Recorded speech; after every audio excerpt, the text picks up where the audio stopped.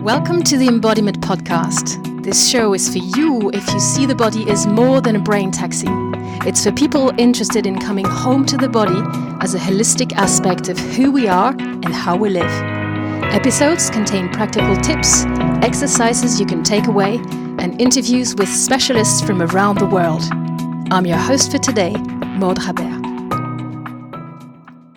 And for this interview, I'm joined by Jyoti Manuel, founder of Special Yoga. Welcome, Jyoti. Thank you. Very nice to be here with you today. Great to have you. Jyoti, you are the founder of Special Yoga, which is an organization that develops and implements worldwide therapeutic yoga programs for children with special and additional needs. Beautiful area to investigate with you today, the crossroads of embodiment and special needs. Yeah. Welcome. Thank you. You're also one of the leading practitioners and teachers in the UK when it comes to bringing therapeutic yoga to these audiences. So there's children with special and additional needs, but also the parents and the adults who work with them. Mm-hmm. And you have created networks around the world to support these children and these adults in this respect. So today is going to be a great opportunity to investigate all of this with you. And did I forget anything in introducing you today? I don't think so. I think that sounded like a pretty good place to start. Great. So would you like to say a few words around Special Yoga, its purpose and its activities? Sure, I can do that. So Special Yoga was founded in 2003, I think, maybe 2000, somewhere around there. Initially with a centre in London, a large yoga centre in London, to provide a nurturing space for children with special needs to get the therapeutic intervention of yoga, and also to run training programs to be able to reach, enable us to reach more children. So over the years, we have expanded the program content itself, because I think there's more and more tools that we keep finding that have that are not directly yoga, but support yoga practices that we bring in, because I think more and more we need as many tools as possible so that we can reach every child.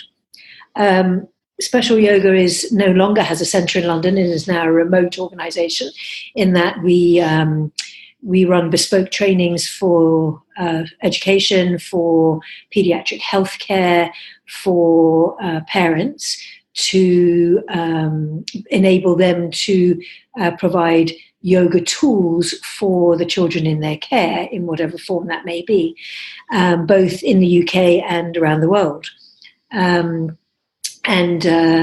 It's always kind of a really humbling and privilege to be with these kids and to be with the people, to support these people who are going to go and provide, more therapeutic intervention for the kids as well. Jyoti, what would you say are the main therapeutic benefits of yoga in general, and in particular the special therapeutic benefits of yoga for children with special needs? Well, I think yoga is yoga is a science. It's not, I think a lot of people think that yoga is an exercise, but actually it's a science. And it's been around for thousands of years, as we know. And it's there to bring unity in our body, soul, mind, to bring all the kind of pieces of ourselves together and to align that with the divine, actually. And within that, we can look at different areas of it, in terms of the mind, in terms of the body, in terms of our emotional being, so our physiological being. So I think that what yoga does is it helps to bring all of that into homeostasis, to enable us to reach our fullest potential, which ultimately is probably connected to divinity, actually. So in terms of the children, I think that that's exactly what we're doing with the children too. So I think that my experience tells me that over the thousands and thousands of children I've had the privilege to work with, that the children who struggle more with their physical being or their being of emotional being, I suppose you could call it, or social being, difficulties in socialization and things like that, tend to energetically leave their body because it's more comfortable not to be there than to be there. And what the yoga does is to help them to learn how to inhabit the body that they've been given, learn how to be more comfortable in it, and learn how to use it to its best abilities, which for some children may not be, who've got extreme physical limitations, won't be much in terms of external physical movement. But certainly, children who are more higher functioning in terms of their body capacity, it will help them to be more stable within it and to be able to live here and be here in a more embodied, useful way, so that they can really reach the potential that they're here to do as well. Beautiful. Thank you, Jyoti. Jyoti, I'm curious, why did you first set up special yoga?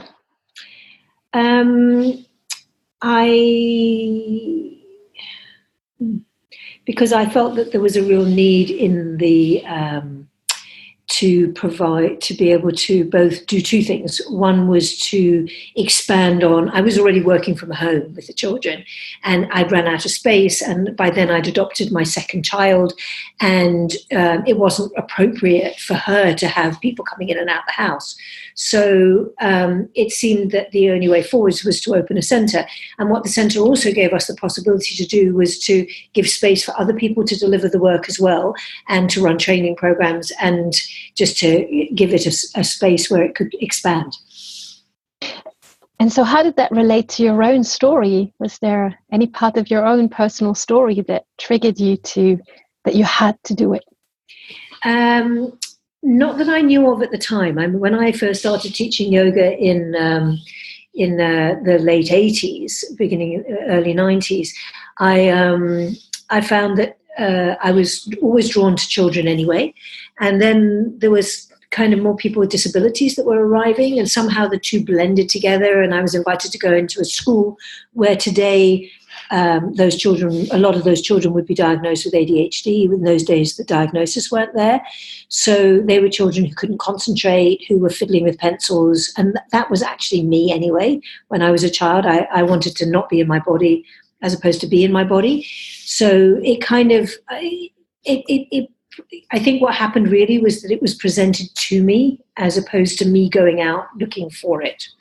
And then I was just taken on this journey. And I think later on I realized that I had, other connections in other spheres of other lifetimes that where I had promised to come back and serve these kids for one reason or another. So it made sense to me later, but I didn't know that at the time.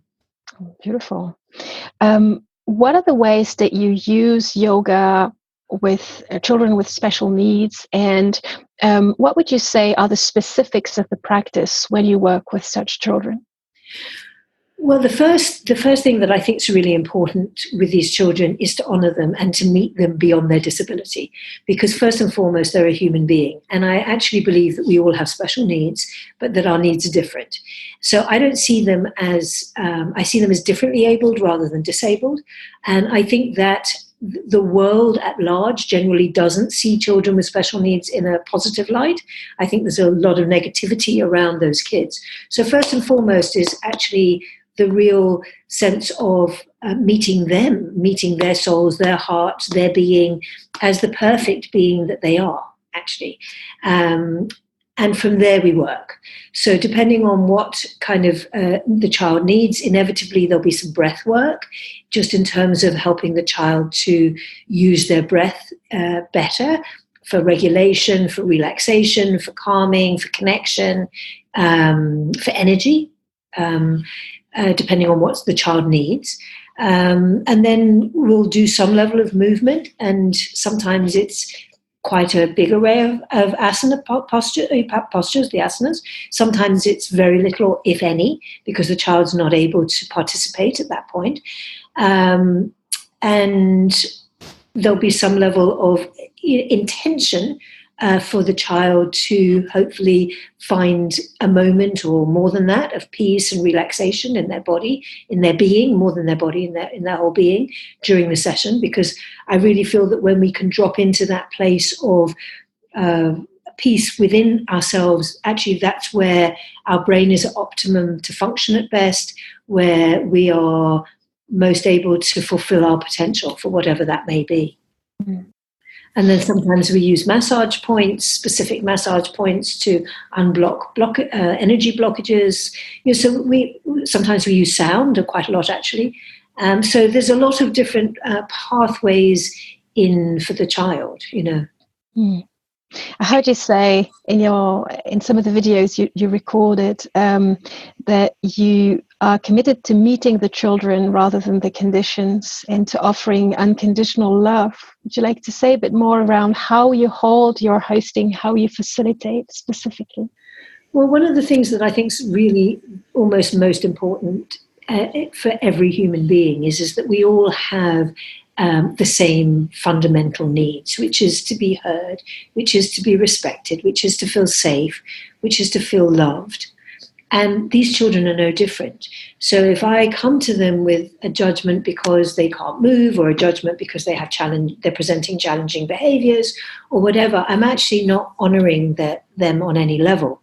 So unconditional love for me means I meet you irrespective of what behaviors you present, because I know that actually first and foremost you're a child, and your behavior is just indicative of how you feel rather than who you are.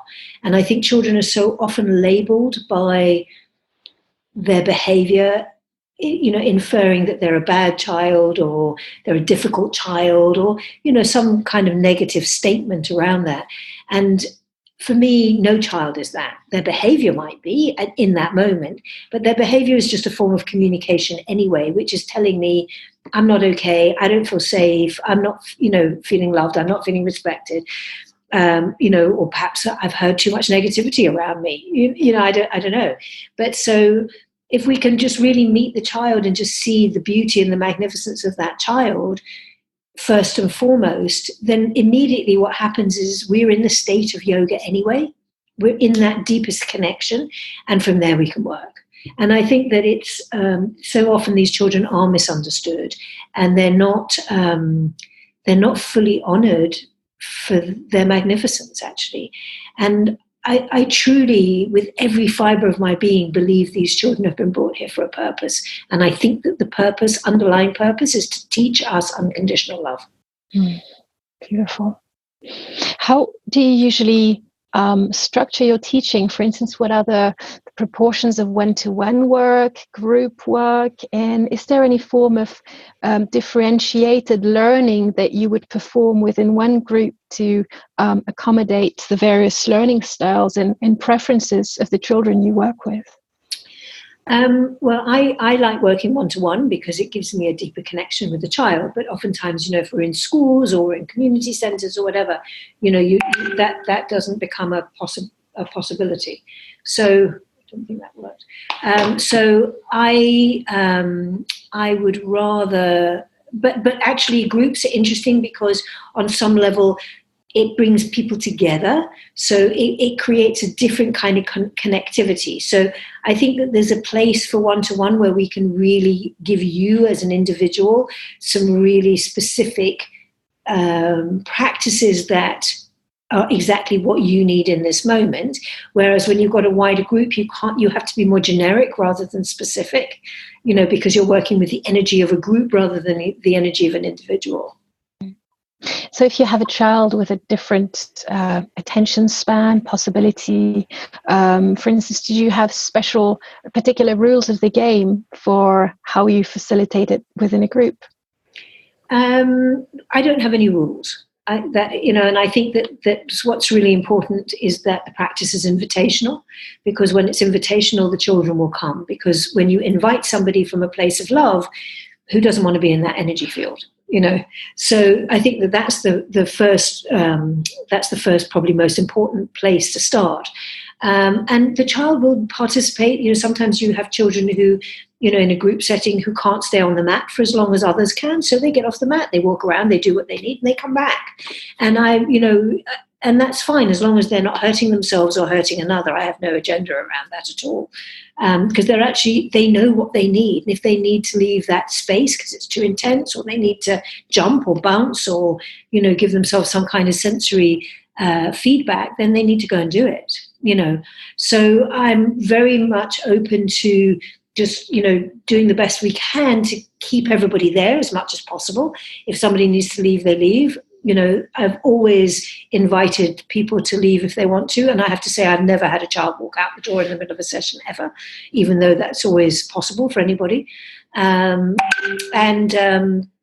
So it kind of works, in the group dynamic. But I think it's different because you are working with a group energy as opposed to an individual energy.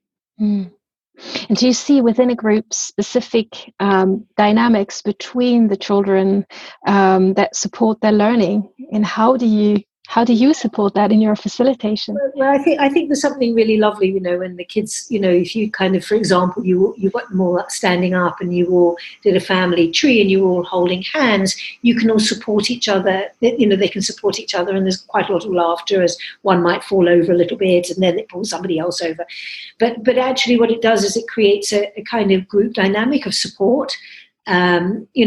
Occasionally, but not very often, depending on how functioning the kids are, one might do a little bit of partner work, perhaps in kind of mutual breathing or mutual massage, co-massage or something like that, where actually you start to support the children to, have a different connection with each other. Sometimes we sing the children's names in a group and you see great joy as it goes around to your turn, and then the children are singing to each other. So I think there's a number of different ways in which we can kind of help to create some bonding within the group. On average, how long do you work with a child before they may decide to either continue practicing yoga in another setting or continue with their lives? Well, we're working with people, children who, they're not even children anymore now. They're young people because they've been with us 20 odd years and continue to practice, because actually yoga is a practice for life anyway. And then there are children that come and go, who come for a while and then they move or they change schools or they decide that they're going to do something different with their time or whatever it may be. So it's a huge variant in that, and I don't think there's anything. I don't think there's even an average in it, particularly that I could even give you, because it's completely random from family to family. Mm. There are children in schools who've been practicing yoga for 10 years and continue to do so and they ask for it every morning because that's their routine, and they know that that's how it makes them manage the day. Mm. Jyoti, in your 25 years of experience, what are the key stories of children that you remember when life gets a bit tough or you need to come back to your purpose? What are the stories that stand out for you? I don't know. I think there are so many. There are so many of them. So, just for an example, I was... I do quite a lot of work globally anyway, but I have a quite a strong project in Sri Lanka. And one of the things that I do there is go into the rural communities in the northeastern provinces post-war, where the children have had no access to any therapeutic input at all. And I can sit for a day and see maybe 20, 30, 40 families, one after another. So I kind of spend, half hour, 20 minutes, sometimes an hour with the family and just assess, what the child might need and give the parent 2 or 3 things to do. And when was there last, we went back to a place where I'd been previously, and a few of the mothers showed up with their children. And, one mother just kind of gives me this enormous hug and says, my child walks without falling, and you're just like, wow. And, I don't even remember what I gave her to do because it was, such a long time ago, but whatever it did worked, And then a colleague of mine was there seeing the same kids about a month after I was there this time. And one of the children who had very strong, I would say cerebral palsy with very strong dystonic movements, The child was now sitting. She was calmer. The mother was doing massage and stretching with her every day. And it was complete. I mean, the photograph I saw of that child was like a different child. And I was just like, I almost wept, because these parents have nothing, no hope and nowhere to go. And just the kind of joy for the mother to see that actually something is possible for their child. Because I remember her sitting there and the child's throwing herself around all over the place, not just because she couldn't control her movements. And to see her able to do that, oh, God, it's just extraordinary, And obviously this child's going to get bigger. She was only about 7 or 8. So what happens when she's 15, 16 and she's still, the mother won't be able to hold her. You know what I mean? So actually giving some skill sets now will actually transform their lives, in a very substantive way. And it's those moments where you just go, Mm. And then, local to here, I'm working with a little boy with hemiplegia, which is like one-sided cerebral palsy. And, he was very young when he came to see me, and Mum was in quite a lot of fear and concern. And, he took his first steps with me, and he took his first words with me. And, just empowering her, and seeing her feeling empowered, and all of a sudden now she's not frightened anymore, of his future. And you're just like, this is what we do. Jyoti, I know that quite a substantial part of your work really entails working, as you described, with parents as carers, but also with the therapists, the educators, and the broader communities that support these children with special needs. How specifically do you support these adults, and what difference does it make? Well, I think that we have to support the parents. I think it's really, and the educators and the therapists, because everybody is stressed out. We're living in a very, very anxious world at the moment. And, you go into schools today and the teachers, the mental health of teachers is in a crisis. The mental health of the children is in a crisis. And, the teachers can't teach the children well if their state is, if their emotional state is a mess as well. I say this with absolute and total compassion and absolutely no judgment, because they're overworked, they're underpaid, the pressure on them is ridiculous. All the support that was financially available, in terms of resources has been cut. So they've got classes of 30, sometimes 30, 40 kids in the room, some of whom will have special needs. Usually you've got about 20 to 25% of most classrooms today will have that level of need in it. And there's no support. So these teachers are finding it really hard to navigate and manage. And, they're doing the best they can, but at the same time, giving them tools for their own self-regulation, for their own self-care, and kind of holding a kind of therapeutic space for them to know that it's okay to be where they are, but there's things that you can do to learn to breathe, to find your feet, to come back into your body, and to be present, will impact the child hugely, because our presence matters. And, when you have children with special and additional needs, they're hugely more sensitive. And so, and in fact, it's the same for all of us. You go into a room with somebody who's breathing in peaceful, you're going to feel peaceful. You go into a room with somebody who's stressed out and hyperventilating, you're going to feel agitated. Same. So it's the same thing for the teachers and the children. That exchange really matters. And if we want to create, we want to support children's learning, we have to get them into homeostasis. We have to teach them how to be calm. We have to resettle their nervous system so their brains are optimum for learning to even be possible. So I think then, it does actually start with the adult, not the child. Because if the adults around the children are in that place, then by default, what you're doing is you're sending out an energy field that allows the child, that invites the child into that place as well. And then the children can receive the tools with more ease. It's like, if you it's like shouting at children to calm down. It's not going to work, unless you put the children in fear, and then they're not in comfort anyway, So it feels to me like actually we need to help the children, the adults around the children very much. And, as a parent, I know that one of my children is, has some additional needs. And if I'm not okay, she's not okay.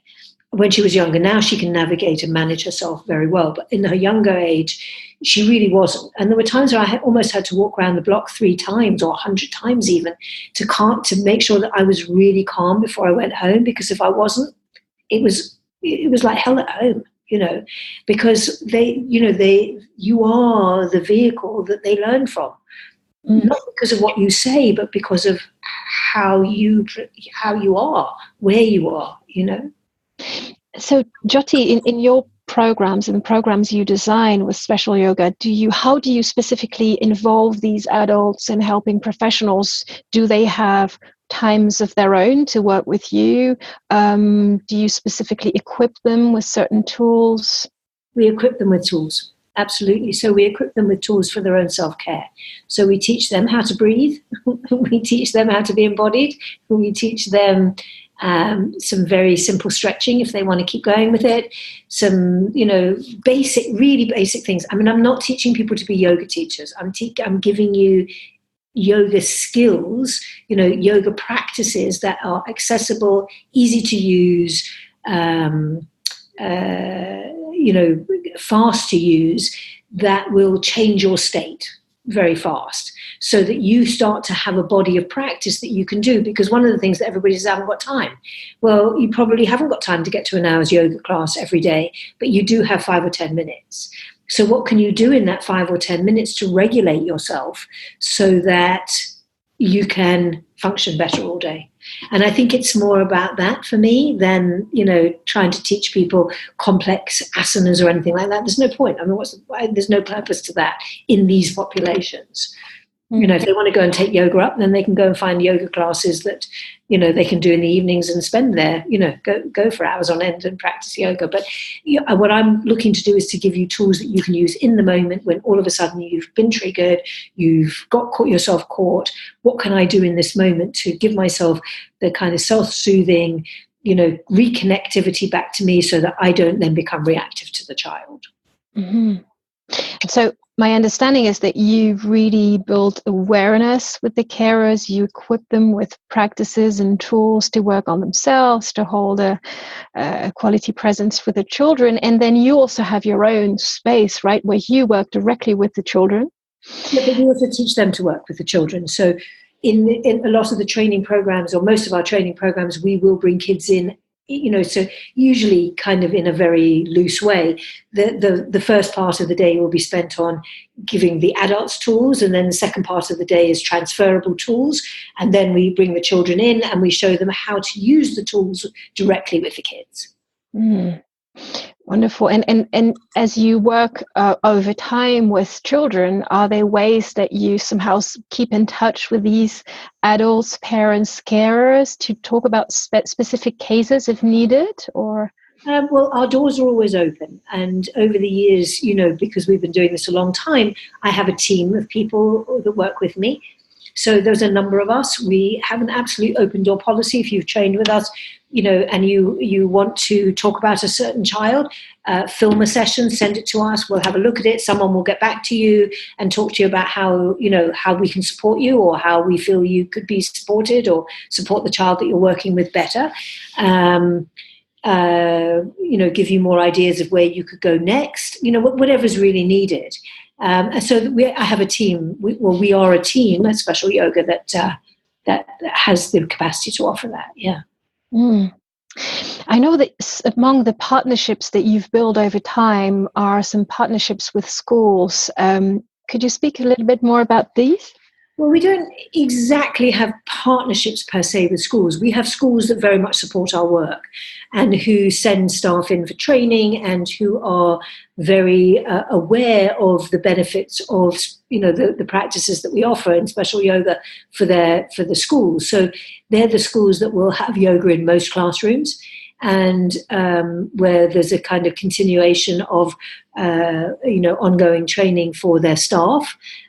Sometimes we come in as consultants to support the schools poster training, to help embed the practices into the schools. So there's a number of different ways we work with different schools to support the real, to support them to really embed the practices deeply into it. The way we find it works best is when they send somebody on a training with us, so we have one of their or two of their people for, a few days, a minimum, to really embody the practices for themselves.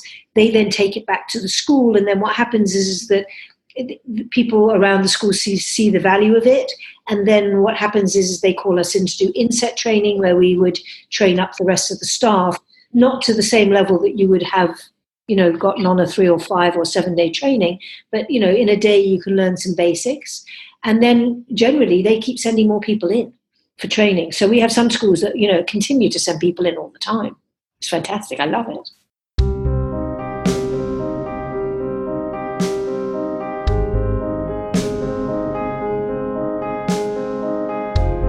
Quick interruption to tell you about my book, Embodiment. Creatively named, hey? Actually, Embodiment, Moving Beyond Mindfulness. You can find this online at theembodimentbook.com. That's theembodimentbook.com. So this book is an introduction to the whole field. If you like these interviews, you'll probably love this book. Funny stuff, poems, personal stories from my life, illustrating what embodiment is all about, and loads for professionals in the field too. Top teaching tips, language tips, that kind of thing. Yeah, a real condensation of everything I've learned about embodiment, basically. So you can get pre-orders at Amazon.com, and if you just put in Embodiment Moving Beyond Mindfulness, that's the name of the book, or go to theembodimentbook.com. On there, you'll see quotes from various teachers, a bunch of fun illustrations, and you can also get the first chapter completely free online at theembodimentbook.com. Enjoy, and back to the interview.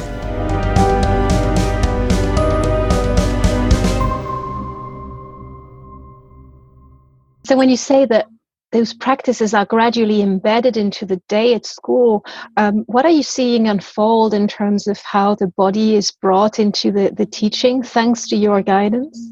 What do you mean by the body? So you described how you train those teachers and how they bring those practices into their schools.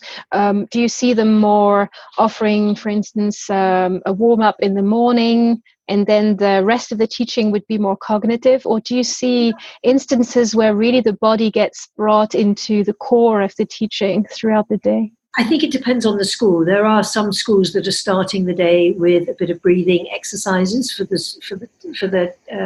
kids, and then perhaps doing yoga as part of PE once a week. Or there are, in the special needs schools, it's different because they have more fluidity in their timetables. So in those schools, you may find that they're doing yoga 2 or 3 times a week in the classrooms. So I think it's different according to the schools in terms of what they use. But certainly what I know is that the days when the kids do yoga, the teachers say the kids do more, they're able to participate more in everything else that's happening. So I think there's a real support for it because it makes teachers' lives easier, actually, to achieve what they have to achieve in a day. And have you seen some other professionals around the children also come into alliance with this work? For instance, healthcare professionals who also work with these children. Are they sometimes involved in programs with you or with schools? Very much so, yeah. So we work a lot with occupational therapists. Particularly, I mean, we've had quite a lot of speech and language pathologists come and join us, and physiotherapists as well. But we've actually been hired by the NHS a couple of times now to actually train up bodies of occupational therapists. And for me, it was so interesting because one of them came back and she actually ended up coming back on a 7-day training with us post having delivered a training for them. And these were occupational therapists who were working with children with physical disabilities and sometimes quite severe physical disabilities. And their job a lot of the time was to get them in and out of equipment, be it, walking frames, chairs, whatever. And, if you've got a child whose body is very stiff, very limited, and they're very rushed to try and get this because they've all got too heavy caseloads anyway. And so they're stressed out because they're trying to push these kids into physical positions that the children are tense with anyway. There's tension around the child. There's fear around hurting the child. So there's a whole picture that goes on. And what she said is a job that used to take 5 people 10 minutes. When she learned the yoga, she could get done in 3 minutes on her own what was needed. So you can see actually how there's a potential of massive financial savings to the NHS. If they were taught how to self-regulate, how to breathe, how to calm the child down so that the child's body can relax, so that then you can move them with more ease. I mean, for me, it's not rocket science, but I can see that that's not part and parcel of their training, and I think it should be. So, Would you see that almost as part of preventative medicine and the change of paradigm in how we do health and absolutely. There was a conference recently, a few weeks ago, on yoga in healthcare. And it was a big conference with, quite, some of the head of Health England and varying other kind of luminaries within the NHS. And certainly yoga is being regarded by the NHS as medicine, potentially. Prince Charles has put out a statement around it as well. So certainly there is an understanding that yoga isn't just, a fitness thing that you do in a health club, but actually it is medicine if it's used well from a therapeutic perspective. Not only for the children, but for the wider world. So doctors are looking at social prescribing as a mechanism by which patients can empower themselves around their own health by using yoga and other methodologies for their own self-healing. It's a big machine, the NHS, and it's, on one level it's moving fast towards this, and on another level there's a few cogs that it has to go around to make this work properly. But it's on the way. There's excitement, there's enthusiasm, there's optimism, and I think everybody left that conference feeling very uplifted by the potential of actually the future of yoga as medicine, which is what it is anyway. It has phenomenal healing capacity and healing potential. And I was privileged because I was one of the presenters at the conference around a pilot study we've been running in schools in Norfolk for both social emotionally vulnerable children and autistic children who perhaps would have been excluded from school. And it was funded by a doctor's surgery as well as education. And these kids are writing the study's not quite finished, so we haven't got the final data, but certainly the anecdotal evidence is showing hugely positive uptake from teachers, from the children, and from the parents. I mean, again, it's one of those another moments that made me cry, actually. And in fact, the woman from the doctor's surgery said, if I phone another parent, I'm going to need 5 more boxes of tissues. So I was presenting that at the conference, and the interest was huge in finding mechanisms by which we could scale this program and actually put it in through the country. Because if you're socially excluded from school, it creates huge amounts of stress and anxiety for the parent. It costs the NHS money. The child social exclusion creates mental health issues. So the precipitation of problems that arise from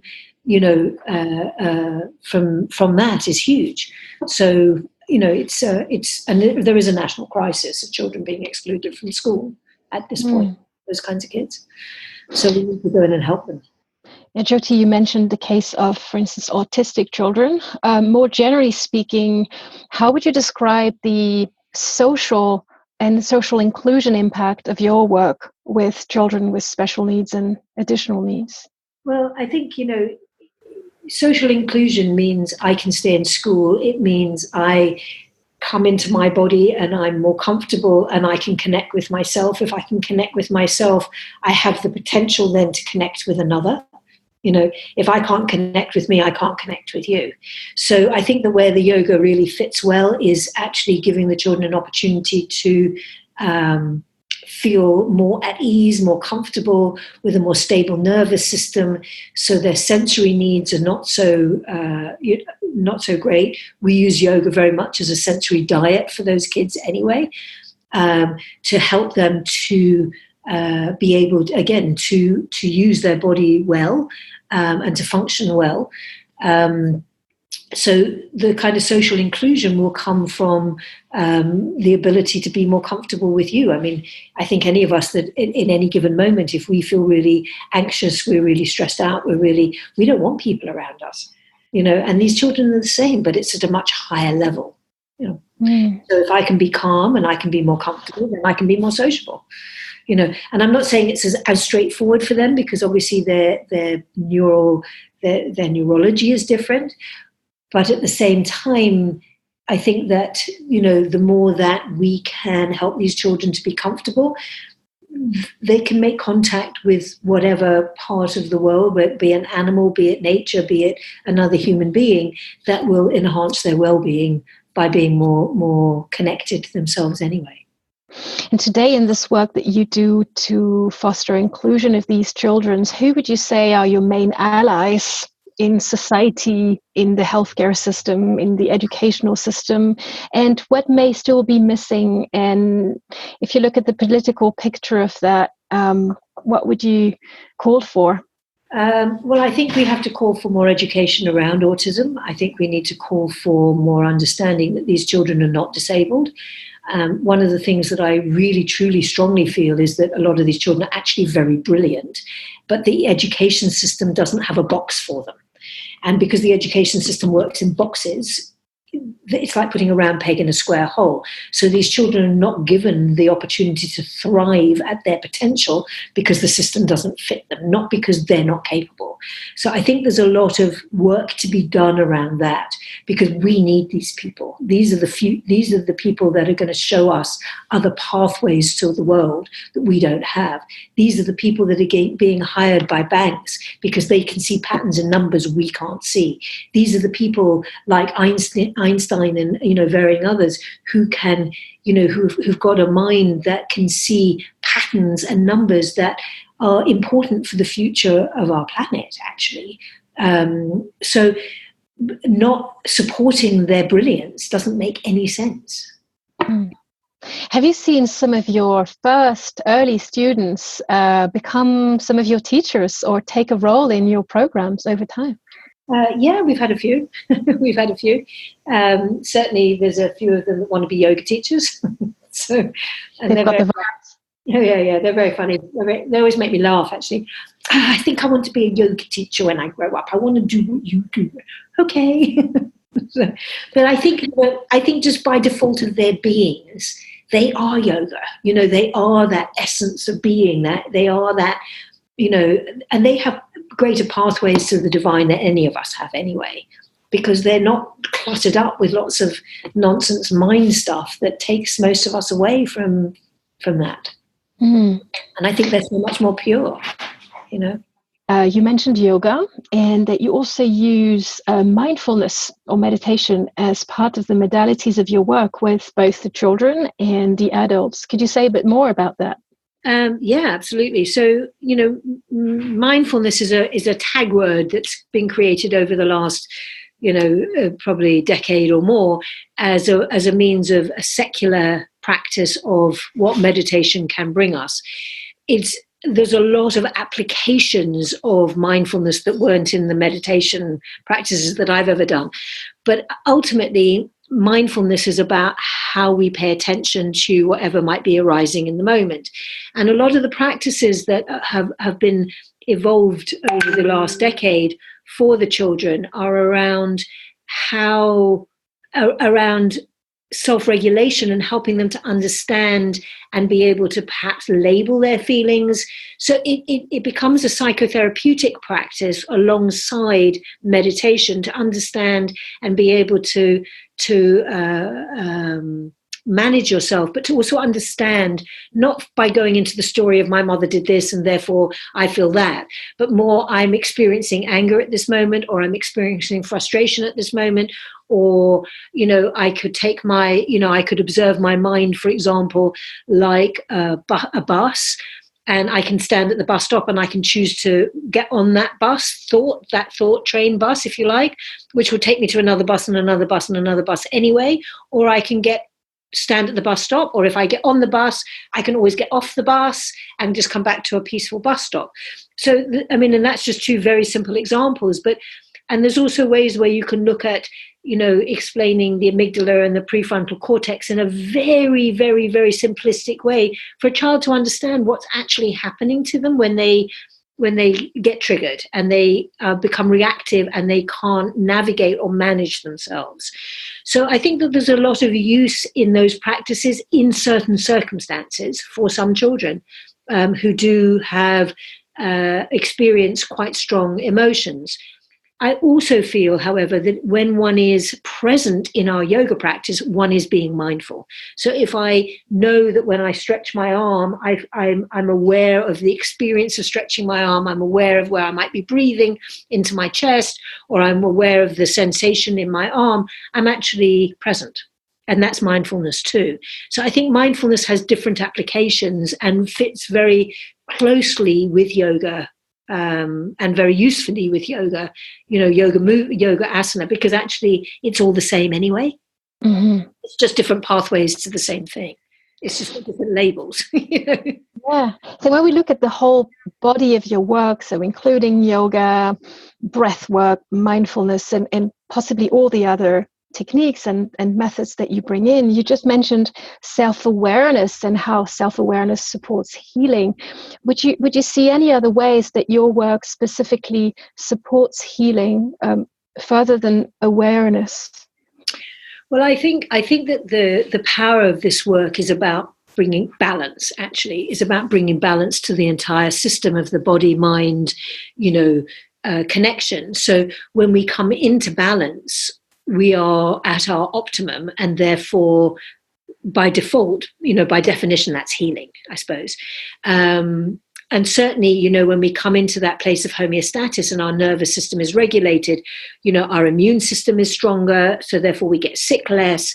We're less reactive to the outside world, so therefore we're more peaceful and calmer. We can function better. We have better memory. We have better capacity for concentration. So on multiple levels, that alone is healing unto itself. I could even see, listening to you, how possibly learning from you could also support all the other learnings that those children do, maybe in the regular school, right? Yeah, I've often thought to myself, there's so much money spent on techniques to help a child, to help literacy, for example. And yet what they're not doing is taking the step before that and going, how do we actually prepare the child to be in the optimum state for all of these practices and learnings to be possible? So I think that yoga has a very important place in the world of learning and function and health to prepare the child to be the best. And that's the same for all of us, actually. Thank you.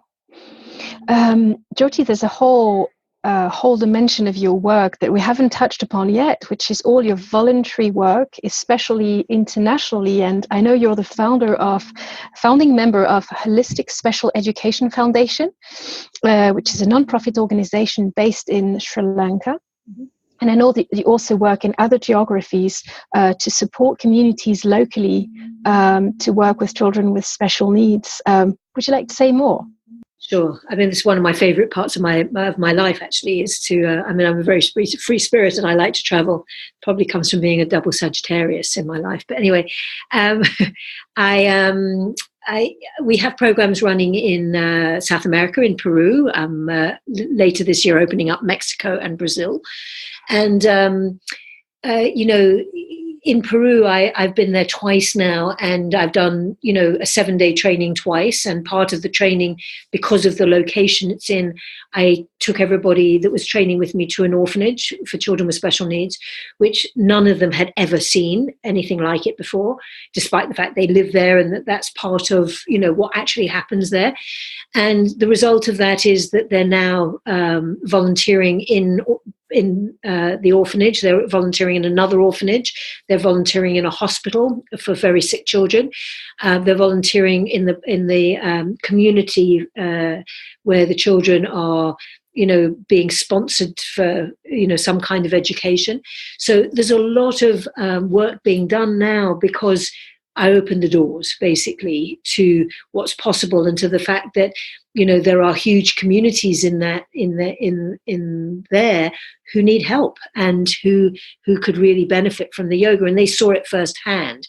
And to have been able to support them in their first journey to the orphanage and to have them all working with the kids under my little eyes and hands to guide them was really beautiful, because it really empowered them and it really touched their hearts. And then they understood the piece of yoga that is about service, so that was amazing. And over the years, I did 6 years in Russia, where I trained up volunteers and doctors in one of the largest orphanages in Russia for children with special needs, where we got quite a lot of the children untied and found different techniques, which I showed the doctors to help them to self-regulate so they weren't injuring themselves or injuring another. That was very, very powerful work, and that work continues. So there are now volunteers going into and NGOs that are now going into that orphanage and providing yoga on a very regular basis there. So I get photographs and pictures from all over the place, actually. It's very lovely. And then I did some work in Nepal, and I've done some work in India, and as you rightly mentioned, Sri Lanka. And then I open up more, westernized countries as well. So I was recently in Australia. We have programs in Spain, Iceland. I can't go everywhere I'm invited, but certainly, we're trying to expand the work as much as possible because it's needed everywhere, actually.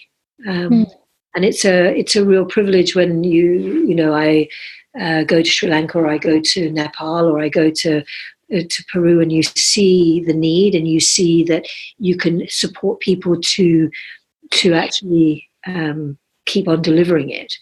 And the work in Sri Lanka is amazing, because we do have a foundation there, and that has got some quite large NGOs interested in the potential of working with us on a longer term basis to set up sustainable programs with them and with their funding, which is amazing, because we've all volunteered our time there.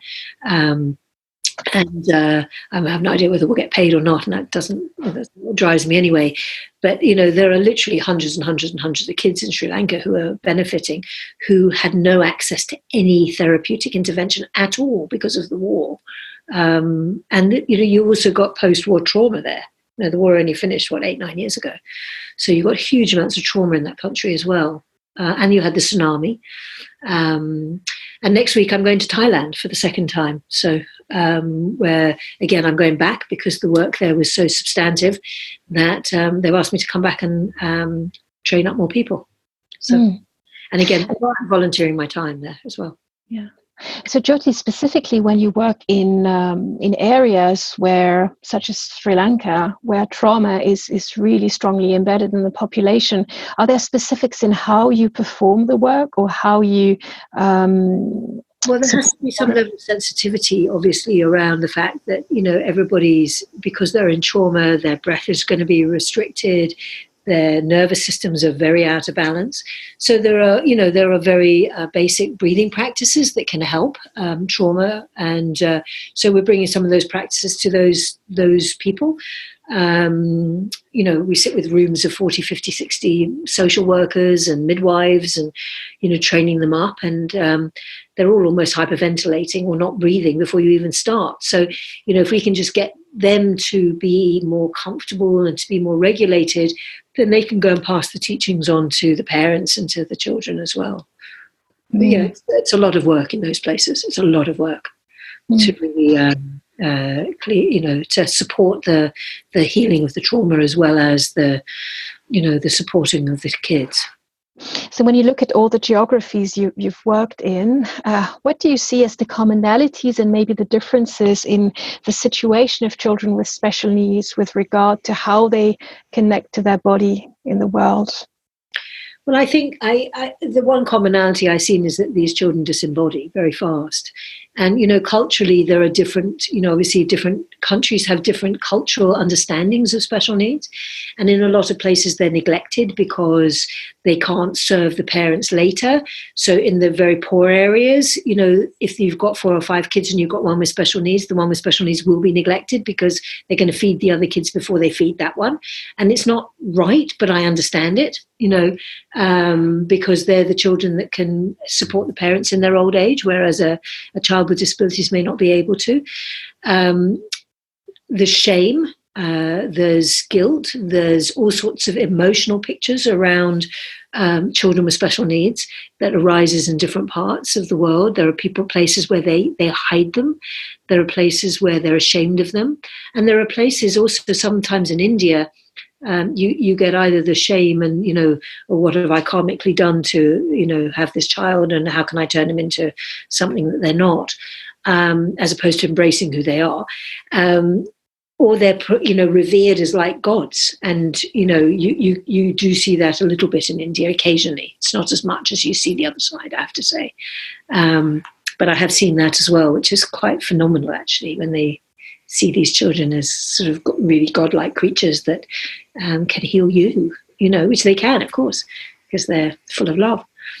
But I think the kind of commonality is just disembodiment everywhere, because it's very difficult to live in those bodies. If you've got physical disabilities, it's difficult to live in your body if you're autistic and your society and your sensory needs are not met and no one understands you. I think you're going to disembody if you can't communicate and you get frustrated. There's all sorts of reasons why that might happen. And then your nervous system is out, your sensory system is out. It's not an easy place to live. So, and that's common across the world. I see that everywhere I go. There is a joy that arises from these children that you really don't see. You often don't see in what I would describe as neurotypical children as well. So you get both sides. Just always really very beautiful. And it's usually the adults around them that are the stressed out ones, and the children are fine as they are, as long as they're not trying, not trying to make them a round peg in a square hole. Jyoti, what have you personally learned most throughout these years of crafting and offering this work? Well, I often say, that I don't really teach anything. I share yoga and the children teach me. And I think what the children have taught me more than anything else are kind of life skills of humility, of patience, of trust, of unconditional love, of really my own process of removing my own judgments about myself, let alone about anybody else, of expectations, of allowing a flow of life to just occur. So I think that they really teach me and continue to teach me to be, to bring the best out in me, Can I ask what your biggest dreams for the futures currently are, in terms of your own future, the future of this work, and the people you serve? Well, my intention has always been, and my mission actually, more bigger than intention, for it to reach as many kids as possible. And I think, with the advent of modern technology, I think that the future, it will be using more technology to reach more children. So I'd like to see that happen and get the support for that to happen, which I have to say is looking possible, although it's not there yet. I'd like to get more books out there to help share the work to populations that need the pictures and can handle it. I just want to see more and more of these children being understood, being served, being supported, and being acknowledged and recognized for the magnificence of who they are. And Jyoti, last question from me. What would be one key message that you would have to any embodiment professional who would like to offer their work to children or audiences with special needs or additional needs? Open your heart and meet the child. Beautiful. Was there anything else you wanted to share with our audience, Jyoti, today? No, I don't think so. We have a website, which is www.specialyoga.org.uk. So our website tells you quite a lot about who we are and what we do. It doesn't have such a huge focus on the global piece at the moment, but in due course, we'll be building that piece more solidly into the website. And we're always available to support you, to ask questions, to answer any questions. And, if any of you want to come and join us on our beautiful mission, we'd love to have you. So come and find us. And are there any books or other resources that you really recommend for embodiment practitioners who want to dive into the world of embodiment for special needs children? Not until mine's published. Mm-hmm. When is that? No idea. Hopefully later this year. Beautiful. Hope you keep us posted. Will you post that on the website? Yes, of course. Yes. Great. Well, I really wanted to thank you wholeheartedly for being here with us today, for bringing your stories, for sharing the pictures of how you do the work with so much detail and stories. Definitely enjoyed that. Hope it was a good moment for you too. It was lovely. I love being able to help our work. So talk about our work. Thank you. Great. Thank you. I really feel grateful. You're welcome. So if you're an embodiment professional, other professional listening to this podcast, you can reach out to Special Yoga. And thank you very much, Jyoti. Some ways to get more, to give back, and to get more involved now. So the biggest request I have would be to share the podcast with your friends, people that you think would really enjoy it. Email it to them, put it on your social media, tell them about it, old school. Really appreciate that. Equally, if you want to support us financially, you can go to Patreon. That's patreon.com/embodiment podcast and give us $1 an episode. And I'd say they're well worth $1. So that's less than £1 if you're in UK-ish. So please go there. On the embodyfacilitator.com website is where this is hosted. If most people I think listen to for iTunes. iTunes, we'd certainly appreciate a review. The way iTunes works means that a review means more people will find it. iTunes regards it as more important for searches. So even a couple of sentences review really does help as a little thank you to us. And if you want to go to embodyfacilitator.com, you can see the actual, links to the sites. There's comments on there. The Facebook group tends to be where people discuss things. So if you go to put in the Embodiment Podcast into Facebook, there's a page which is relatively quiet and a group which does have some discussion on. So I will reply to things personally there. So also on embodyfacilitator.com website, there's all sorts of freebies there. There's videos, there's free ebooks, there's ebooks you can buy.